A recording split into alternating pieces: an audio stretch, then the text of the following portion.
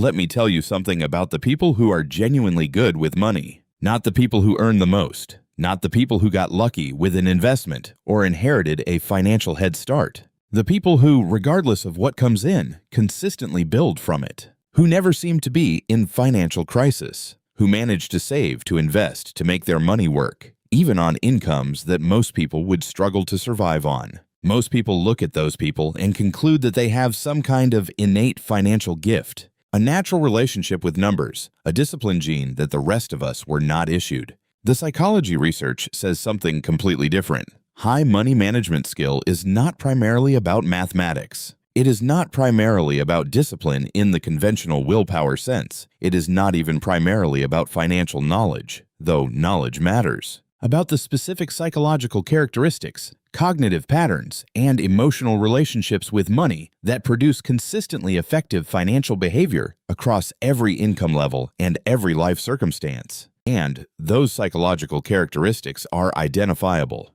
They are documented, and they are, unlike IQ or income, substantially developable. That is what this is about. Let's start with the foundational finding. The one that reframes the entire question of why some people manage money well and others do not.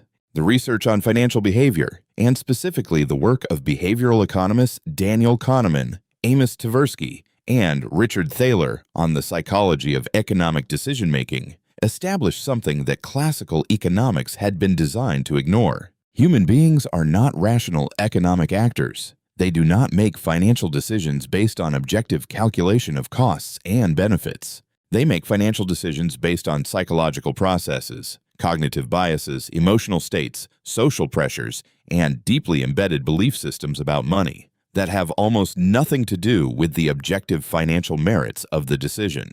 This means that the person who manages money well is not primarily a better calculator. They are a person whose psychological relationship with money produces better decisions in the specific context where most people's psychology produces worse ones. Understanding which psychological characteristics those are and why they produce the outcomes they produce is the entire game.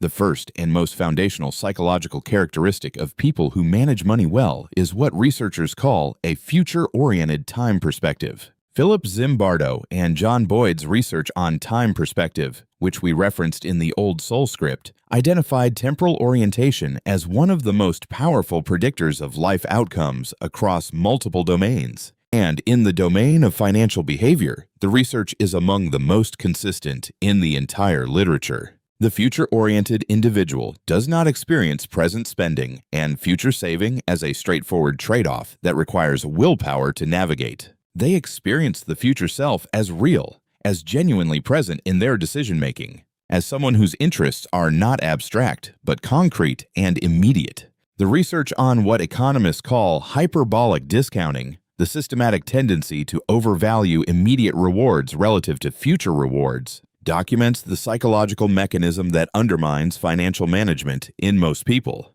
The future reward is mathematically larger, but the present reward feels overwhelmingly more real, more immediate, more psychologically substantial. The person who manages money well has a different relationship with the future self. Research by Hal Hershfield at UCLA found that individuals who felt greater psychological continuity with their future self, who experienced the person they would be in 10 or 20 years as genuinely them rather than as an abstract stranger, made significantly better long-term financial decisions. They saved more. They invested more deliberately. They were more willing to accept short-term sacrifice for long-term gain. This is not willpower. It is a different psychological relationship with time, with the future, with the self that the future contains. The second characteristic is what the research calls financial self-efficacy. And this is the piece that most financial education completely misses. Albert Bandura's foundational research on self-efficacy, the belief in one's own capacity to successfully execute the behaviors required to produce a specific outcome, is directly relevant to financial behavior in ways that the clinical and economic psychology literature has documented extensively. The person with high financial self-efficacy does not just know what they should do with money. They believe at a genuine psychological level that they are the kind of person who can do it. That financial competence is not something that belongs to other people. to the wealthy, to the financially educated, to some category of person they are not a member of. The research consistently finds that financial self-efficacy predicts financial behavior over and above financial knowledge. People who know what they should do but do not believe they can do it, do not do it. People who believe they can manage their money effectively, even before they have fully developed the skills, take the actions that build those skills. This belief is not innate.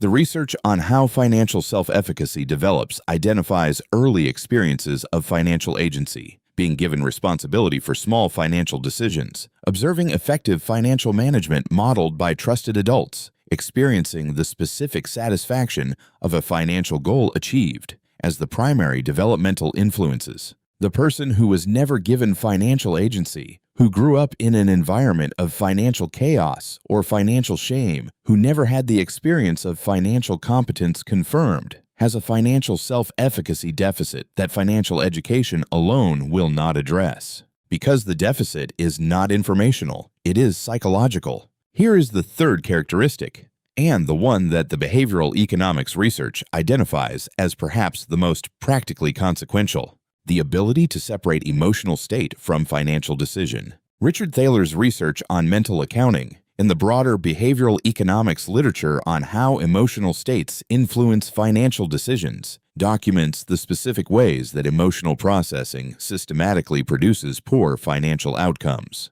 The dopamine-driven retail therapy purchase, the fear-driven investment sell-off at market lows, the excitement-driven impulse buy that ignores budget constraints, the resentment-driven financial decision that damages the decision-maker more than the person it is aimed at. These are not failures of knowledge. They are emotional states being expressed through financial behavior. The person who manages money well is not emotionally detached.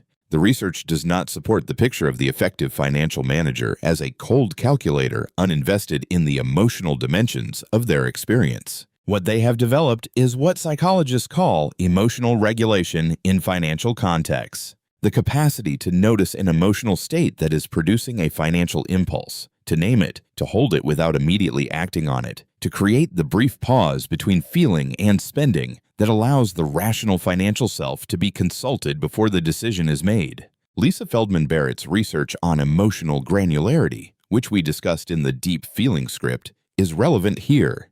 The person who can identify specifically what they are feeling, not just uncomfortable but specifically anxious, or specifically bored, or specifically resentful, can choose the regulatory response that actually fits the emotional state, and frequently discover that the financial behavior the emotion was driving is not actually what they need. Here is the fourth characteristic, and the one most directly connected to the practical behaviors that visible money management produces: a systematic rather than intuitive relationship with financial information. The research on financial planning behavior and the psychology of what distinguishes people who consistently meet their financial goals from those who do not identifies a specific cognitive style as central. The effective money manager treats their finances as a system to be understood and managed rather than as a set of individual transactions to be evaluated in isolation. They think in categories, in patterns, in the relationship between current behavior and future outcomes. They know where their money comes from and where it goes, not approximately, not vaguely, but specifically. This is not about obsession with money. The research does not find that effective money managers think about money more than others. They think about it more systematically, more deliberately, in ways that are connected to their values and their goals, rather than in ways that are driven by immediate circumstance. The research on implementation intentions, developed by Peter Gollwitzer, is directly relevant here. The finding that the gap between financial intention and financial behavior is most effectively closed not by stronger willpower or more motivation, but by the specific planning of when, where, and how the intended behavior will be executed. The effective money manager does not rely on being in the right emotional state to make good financial decisions. They have built structures, automated savings, predetermined spending categories, regular financial reviews that produce the right financial behavior independent of whether they feel like doing it on any given day. The system does the work, not the willpower. Let me talk about the fifth characteristic, and the one that is most deeply rooted in the developmental psychology of money, a healthy and examined emotional relationship with money itself. The research on financial psychology and the clinical literature on money disorders developed by Brad Klontz and colleagues finds that most people's financial behavior is significantly shaped by what Klontz calls money scripts, the unconscious beliefs about money that were developed in childhood through observation of how money was handled, discussed, and emotionally experienced in the family environment. Money is dangerous. Money is scarce. Money changes people. Rich people are greedy. Poor people are virtuous. Money is the measure of worth. Money is never enough. Money should not be discussed. These are not consciously chosen beliefs. They are early installed programs that run automatically in financial situations without the person being aware that they are running. The research finds that money scripts are strongly predictive of financial outcomes, more predictive in many cases than income or financial knowledge. The person running an unconscious script that money is always about to run out behaves differently with money than the person running a script that money is manageable and responds to deliberate attention, regardless of how much money either person has. The effective money manager has either been fortunate enough to develop healthy money scripts in a functional financial environment, or has done the specific psychological work of examining the scripts they were given and consciously choosing different ones. This is why the research on financial therapy, the integration of psychological and financial intervention, is producing outcomes that financial education alone has consistently failed to match. Because the script is the problem, not the knowledge. Here is the sixth characteristic, the one that the research on wealth accumulation at every income level most consistently identifies: values-aligned spending. The research on life satisfaction and financial behavior and the specific work of Elizabeth Dunn and Michael Norton on money and happiness finds a consistent and important pattern. The people most satisfied with their financial lives are not the people who spend the most or who have the most. They are the people whose spending most closely reflects their genuine values, whose money flows toward the things that are actually most important to them rather than toward the things that social pressure, advertising, comparison with others, or unconscious habit has determined. The effective money manager knows what they value. They have done the specific, and surprisingly difficult, work of identifying what actually matters to them versus what they have been conditioned to want, and they build their financial behavior around that distinction. The research on what Dunn and Norton call pro-social spending, spending on other people and on experiences rather than on things, is relevant here. The consistent finding that spending on experiences and on others produces more sustained well-being than spending on material goods. Not because material goods are worthless, because the adaptation to material goods is faster. The experience becomes ordinary more quickly than the memory of a meaningful experience does. The effective money manager is often not spending less than the people around them. They are spending differently on the things the research finds produce genuine well-being, rather than the things that produce temporary satisfaction that returns you to baseline faster than the purchase was worth. Here is where I want to land. The psychology of people with high money management skills is not the psychology of people who are better at resisting temptation. It is not the psychology of people who enjoy deprivation or who place excessive value on accumulation for its own sake. It is the psychology of people who have developed, through circumstance, through deliberate work, or through fortunate developmental conditions, a specific set of psychological characteristics, a future-oriented time perspective that makes the future self real, financial self-efficacy that makes competence feel possible, emotional regulation that creates space between feeling and spending, a systematic relationship with financial information that removes the dependence on willpower, an examined relationship with the money scripts that most people are running without knowing it, and a values-aligned approach to spending that makes every financial decision connected to something that genuinely matters. None of these are innate. None of them are fixed. All of them are developmental. All of them respond to the specific psychological interventions that the research has documented. The gap between the person who manages money well and the person who does not is not primarily a gap in income or intelligence or discipline. It is a gap in psychological development. And psychological development, unlike income, unlike IQ, unlike the circumstances you were born into, is always, at every stage of life, still possible.